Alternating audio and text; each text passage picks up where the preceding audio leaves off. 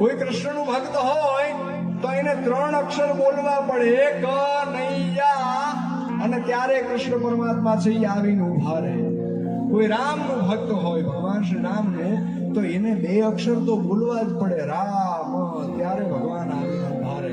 પણ દુનિયામાં કોઈ એકાક્ષરી મંત્ર હોય તો એ એકમાત્ર માં છે.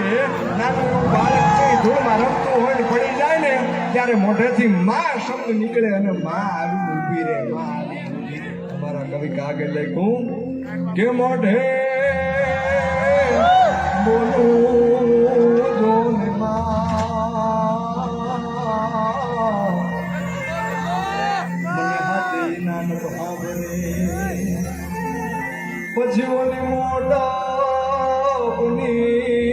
બધી મજા.